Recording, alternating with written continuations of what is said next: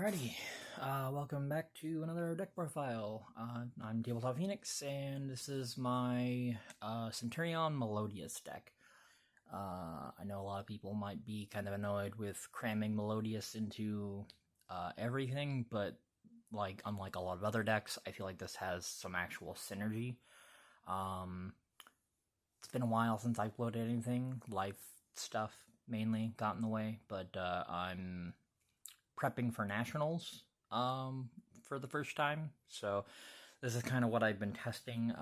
This is not what I'm going to be taking. I've decided that this isn't, I don't think it's quite past a point where I feel comfortable taking this to such a big event. A regional, sure, but not nationals. So let's get into the main deck. This is 42 cards. That's part of the reason is it's really hard to find stuff to cut. Ratios are definitely a little weird. But yeah, let's just jump into it. So obviously we're playing Centur-ion, so we've got 3 Primera, 3 Trudea, 1 Gargoyle, and 1 Emeth. I don't think there's really any more monsters to run right now. I have been considering running the new level 4 tuner in Infinite Forbidden. I'm just not sure, aside from being another tuner and another name, she doesn't really do anything, unfortunately. So I don't think that that's necessarily something I would want to play. Though maybe, down the line, I might change my mind on that. I'll probably proxy her and try her out a couple times, see how it goes. Emeth, I've also kind of been going back and forth on. He's kind of, so Gargoyle is a proactive card. You can use Gargoyle, to do your own plays normally, but Emeth is not, a combo extender. Because his effect only works to special from hand or grave on the opponent's turn. So unless you can put him, you're putting him to the back row with Trudea or the field spell or Emblema Oath, you're not really able to use Emeth for anything, which makes it really awkward. Obviously, he's easy discard fodder, but I would rather just have more cards that do stuff on my turn. And so I have been considering either replacing Emeth with another Gargoyle or just cutting it altogether. I still need to test that, but the theory behind it does make sense to me, at least. We've got the 3 Refrain and the 1 couplet for the Melodious package. I was actually initially playing 3 couplet because with Beyond the Pendulum, you can basically get access to the 2 couplet and make Consular Pleiades, which is really fun, but it also just added a lot more bricks to the deck, and I wanted to just have something more consistent. So that's also part of the reason I'm not going to be playing this going forward. Even though I do think it's really cool, it's definitely fun when it goes off. The number of times that I just draw Concerto or Couplet by themselves is just really awkward. For hand traps, playing 2 Effect Veiler, 2 Ghost Ogre, 3 Ash, a Magnamut, and a Druisworm. We also have Imperm later, but these feel like the most sort of well played. I feel like these show up more than any other hand traps, so I'm playing Crossout, so these felt like the most sort of, give me the most well-rounded lineup of hand traps.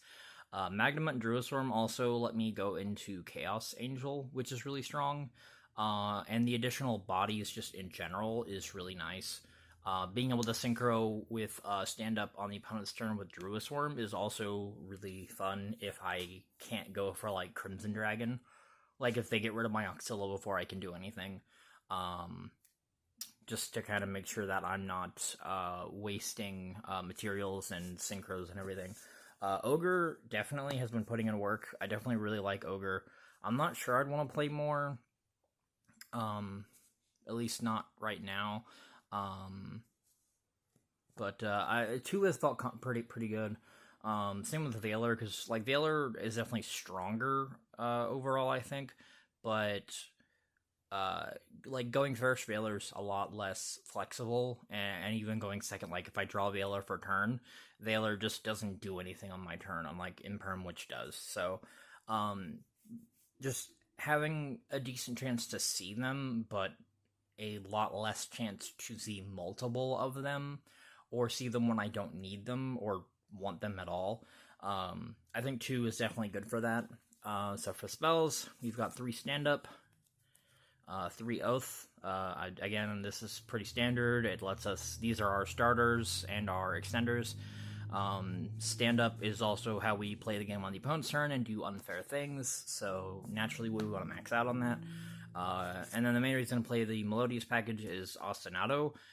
In all my testing, I think I saw this like twice, which is really unfortunate because like when this goes off, it's insanely good, but I just don't draw it. So not drawing it means I'm not playing that part of the deck, and everything else on the deck is kind of a brick.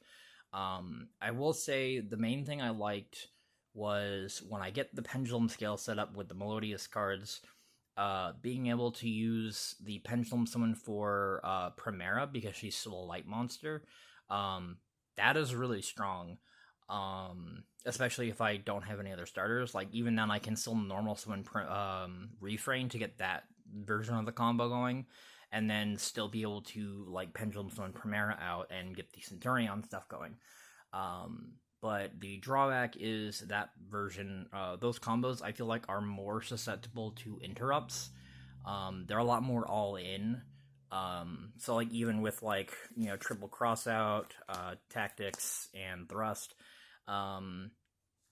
they're just not, and also, again, like, called by, you know, I have a lot of ways to counter or play through hand traps, but the Melodious stuff definitely feels like it dies a lot harder to interrupts.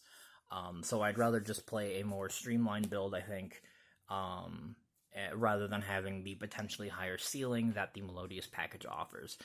We also play the 1 Concerto, obviously, for the Melodious package, and then 1 Terraforming to get 2 stand-up. Another issue I do have with this is, like, Terraforming kind of doesn't do anything if I already have stand-up. And obviously I could just discard it, but I want to be able to get, like, the power 1-ofs. I want them to do stuff. So I am looking at, like, Chicken Game. I even consider, like, Dragon Ravine with Destrudo to make Fairy Dragon, which would also give me a more reliable sort of way to get into level 11 synchros, like Psychic and Punisher. So I am considering those, but for now, this is kind of what I've been playing. And then we got the 3 Imperm and the 1 Phalanx. I was running a copy of Bond and what's the other quick play?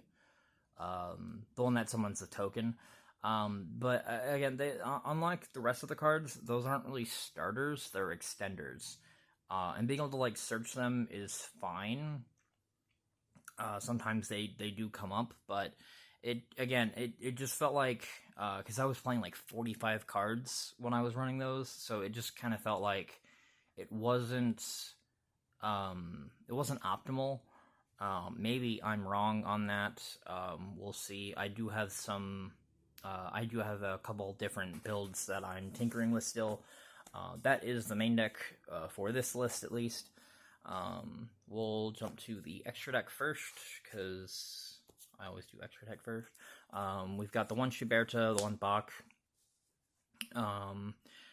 Again, space in this in the extra deck for this is really tight. If I could go over 15, I would. I think everyone would, but yeah, I valued the Schuberta more for the Ostinato line than I did having the second Bach to make, like, the Odd Eyes Absolute Dragon for Vortex, because then, in order to keep Vortex alive, you have to leave a Pendulum in your extra deck, and so then I couldn't do what the main reason I'm running them, which I will get to in a minute. So again, I think these two were fine. Schuberta is also just another form of interaction on the opponent's turn, which is really strong. For synchros, we've got a a Nig Master Packbit. This guy is, honestly, this guy reads like he should be a Magistus monster, not a random one-off Cybers monster. If Magistus had this as a card, they'd be crazy, honestly. I mean, maybe not that crazy. There's a lot of problems with Magistus, I think. The new fusion, Chozo, I think it is, does look really cool, but that's completely irrelevant.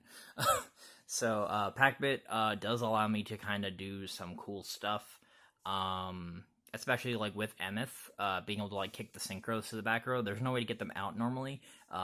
If we can get into Packbit, if he puts himself to the back row, he can bring out other trap monsters, which is really interesting.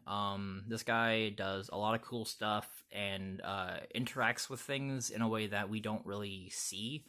Obviously, the second closest thing to this guy is Snake Eyes, Flamebird's Dragon, Divine Temple, the Sinful Spoil of Subversion, I believe it is. But generally, we don't have this kind of generic, sort of free-flowing interaction like that. Because all those other things are like once, but like Packbit, if you can get into the back row, is just every turn he's bringing something out. And I think like if we could get a deck around Packbit, that would be crazy. I would absolutely play that. We got Chaos Angel. Again, just being able to sort of do a Bestial summon and then like turn a negated Trudea or Primera into a big body and get some removal on top of it. That's really valuable.